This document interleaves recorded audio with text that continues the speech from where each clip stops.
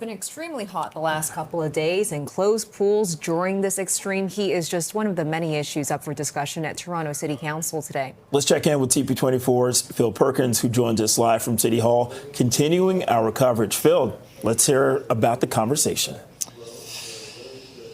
Well, but Kari and CJ, yeah, this is just the latest. It seems to be a fundamental, foundational thing of experiencing life in the city of Toronto that the City Hall has just kind of dropped the ball, really. It came with the vacant home tax mess up a couple months ago, waiting 3 weeks for snow to be plowed, and now during a heat warning where we had temperatures feeling in the low to mid 40s that the city knew about, that pools were closed, up to 8 pools were closed for several hours intermittently as people were trying to find a cheap, because these are free pools, way to stay cool. We've done multiple reports of condo complexes in the city without any AC, and a local city pool is a place that people would go to try to cool off. And so today, City Hall, Mayor Olivia Chow is proposing a reevaluation on how they deal with hot weather events, and that includes having more medical staff for lifeguards to stay cool and stay safe, having 24-hour cooling centers. They have hired more lifeguards because staffing was definitely an issue as the reason why they had to close some of these pools intermittently. However, that plan will not be implemented until the fall and winter. So very much a reactionary move from the City of Toronto. Here's Alejandro Bravo as well as Brad Bradford talking about the initiative. Heat waves are moving up earlier in the year. The good news is that Council had the foresight to open the pools early. Now we're putting in fixes to make sure medical personnel are ensuring that staff are there and the pools don't close.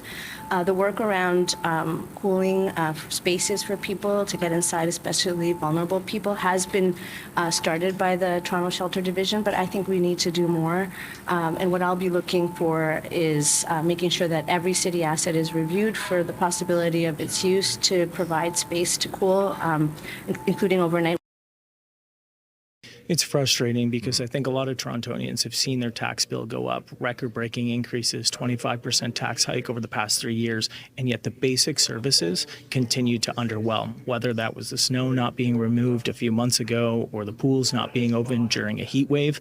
These are the basics that they expect us to get right, and the mayor keeps dropping the ball on this stuff. So at the end of the day, local government needs to focus on core priorities, those core services. You know, the fact that people are calling 911 right now and they're being put on hold, it's totally unacceptable.